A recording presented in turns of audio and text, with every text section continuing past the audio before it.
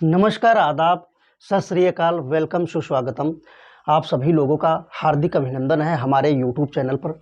दोस्तों, कल हम जो है पढ़े थे वेद के बारे में, ठीक है। तो वैदिक साहित्य में हमने पढ़ा था वेद। वेद के कितने प्रकार होते हैं, कौन कौन से होते हैं, ठीक है, उनके बारे में डिटेल से हमने देखा था, ठीक है। आज हम पढ़ते हैं उसके अगले अगले में, मतलब जो है वेद के बारे, उसके बाद आता है ब्राह्मण ग्रंथि।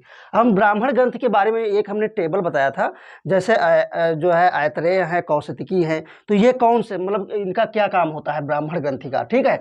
तो यह गद्य साहित्य के प्राचीनतम स्रोत हैं। क्या है? गद्य साहित्य के प्राचीनतम स्रोत हैं। इसमें यज्ञों व कर्मकांडों की रचना की गई है। किसकी रचना की गई है? यज्ञों व कर्मकांडों की रचना की गई है। अब उसके बाद आता है आरण्यक, तीसरे नंबर पर आता है। हमने वेद पढ़े, उसके बाद ब्राह्मण ग्रंथि पढ़ा, उसके बाद आरण्यक, अब तीसरे नंबर पर है आरण्यक। तो ये आरण्यक क्या होता है? इसमें दार्शनिक व रहस्यात्मक जैसे विषयों पर बात की गई है, ठीक है। इसमें दार्शनिक और रहस्यात्मक विषयों पर बात की गई है, जैसे आत्मा, मृत्यु और जीवन, ठीक है। इन्हें वन में पढ़ा जाता था। सबसे ये चीज है, आरण्यक का मतलब होता ही है वन में, वन, ठीक है। तो ये वन में पढ़े जाते थे, ठीक है। यह कर्मयोग व ज्ञान के मार्ग का सेतु का काम करते हैं। जैसे कर्मयोग और ज्ञान के बीच के, मतलब जो है सेतु का काम करते हैं। और इसकी संख्या की बात की जाए तो इसकी संख्या कितनी है? 7 है। कितनी है? 7। हाँ दोस्तों, तो अभी हमने देखा, उसके पहले हमने देखे आरण्यक देखा और ब्राह्मण ग्रंथि देखा। अब हम चौथे नंबर पर है उपनिषद। अब उपनिषद का जो है वेदों का अंतिम भाग है ये, समझ रहे हैं, ये वेदों का अंतिम भाग है। अब इसकी संख्या की बात की जाए तो 108 है। अगर उपनिषद की संख्या की बात की जाए तो 100 कितने हैं? 108 है। इसको वेदांत भी कहा जाता है। क्या कहा जाता है? वेदांत भी कहा जाता है। अगर इसके जीवन, इसमें जो है जीवन के दार्शनिक पक्षों की बात की गई है, ठीक है। अब हम एक टेबल के माध्यम से देखते हैं, मतलब उसके जो है आरण्यक मतलब कितने हैं, तो 7 आरण्यक है और उपनिषद 108 हैं। इनके बारे में कुछ जो इंपॉर्टेंट हैं, जो मतलब हर हाल में पूछे ही जाते हैं, ये समझ लो कि आप लोग नोट करते रहिएगा।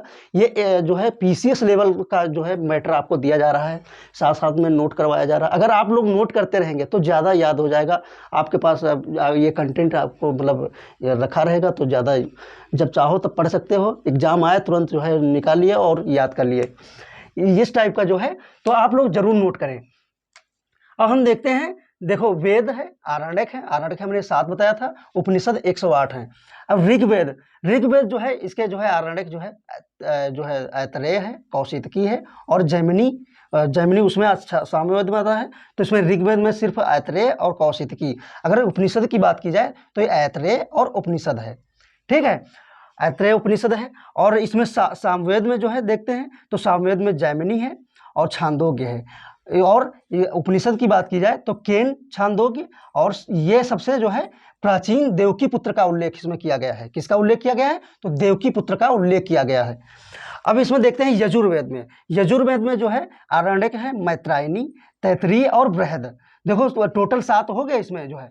तो ये जो है मैत्रायनी, तैतरीय और बृहद, ये आरण्यक है यजुर्वेद का।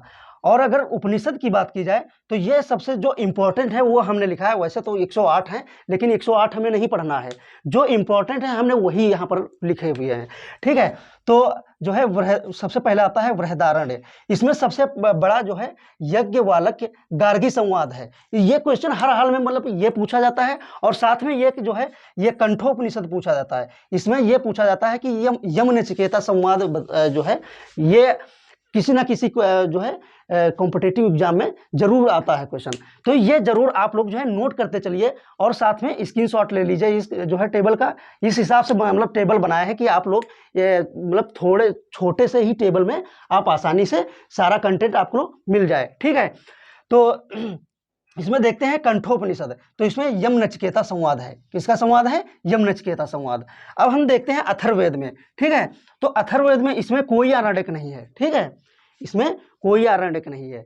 और इसमें जो है मांडुक्य उपनिषद जो उपनिषद है, मांडुक्य उपनिषद, ये सबसे छोटा उपनिषद है, समझ रहे हैं, सबसे छोटा उपनिषद है।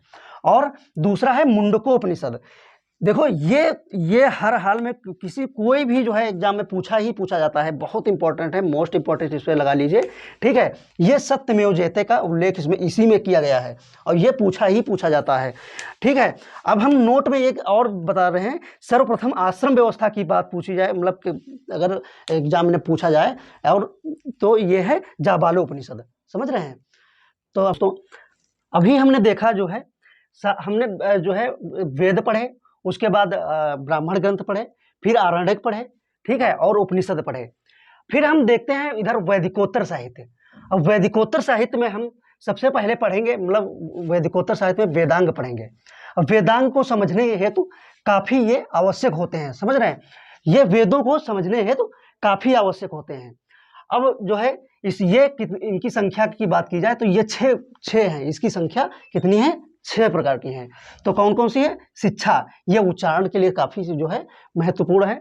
और दूसरा है कल्प, कल्प ये है वैदिक कर्मकांडों को संपन्न करने हेतु तो निश्चित किए गए हैं, नियम है, एक नियम है जो कि वेदों को जो है कर्मकांडों और उनको संपन्न करने हेतु तो निश्चित नियम में बंधे होते हैं। और दूसरा है, मतलब फिर तीसरा है उसके बाद है व्याकरण। व्याकरण इसमें जैसे आप लोग जानते ही हैं, समास है, उपसर्ग है, दोहा है, प्रत्यय आदि, मतलब ये जो है व्याकरण के बारे में पढ़ाया जाएगा, ठीक है। इसके बारे में देखते हैं। फिर है निरुक्त, ये शब्दों की उत्पत्ति प्लस निर्वचन जो है किया गया है, ठीक है। अब उसके बाद आता है 5वें नंबर पर छंद आता है और फिर ज्योतिष आता है। तो ये जो है हमारा बहुत ही अच्छा कंटेंट है। देखिए आप सभी लोग जो है लाइक नहीं करते हैं और कमेंट किया करें, जो हम मतलब सुधार करने वाला हो वो भी बताइए कि क्या क्या सुधार किया जा सके, तो हम सुधार उसमें कर सकते हैं, ठीक है, कर देंगे। और अगर कोई गलतियां हो या कुछ भी हो तो उसको जरूर बताइएगा। और देखिए लाइक और कमेंट जरूर करें और सब्सक्राइब जरूर कर लें। और अगर आप जैसे हमारे यूट्यूब चैनल पर जैसे अद्रेश सर हैं और विमल सर हैं, तो विमल सर पढ़ाते हैं जैसे जियोग्राफी है, बहुत अच्छा पढ़ाते हैं, आप जो है उनकी वीडियो देखें, क्योंकि ये जो है प्ले लिस्ट बनी हुई है। और अद्रेश सर स्टैटिक जी के पढ़ाते हैं और इंग्लिश पढ़ाते हैं, तो उनको जरूर देखिएगा, ठीक है। और यहाँ पर सारा आपको कंटेंट मिलेगा और साथ में क्विज मतलब जो है हमारे डिस्कशन बॉक्स में दे रखा हुआ है लिंक, तो आप जो है उस टेलीग्राम पर अवश्य ज्वाइन करें, ठीक है। और साथ साथ में ये इसके क्वेश्चन करते रहें, तो इससे ये होता है कि जितना जो है साथ साथ में रिवाइज भी होता रहेगा, ठीक है। तो अगर हमारा ये वीडियो अगर अच्छा लगा हो, अगर हम जो है मतलब इतना मेहनत करके लिखते हैं, तो मतलब सभी लोग कमेंट वमेंट कर दिया करें। और अगर कोई भी गलतियां हो तो उसके बारे में भी बताइए। और अगर आप लोग भी कुछ पूछना चाहते हो तो उसके बारे में भी जो है नीचे जो है लिंक में मतलब अवश्य मतलब उसमें बताएं कि क्या क्या गलतियां हुई हैं, या उसके बारे में जो भी क्वेरी हो उसको जो है कमेंट में बताया करें, ठीक है। तो कैसा लगा हमारा ये वीडियो, अगर अच्छा लगा हो तो लाइक कमेंट और सब्सक्राइब अवश्य करें। धन्यवाद।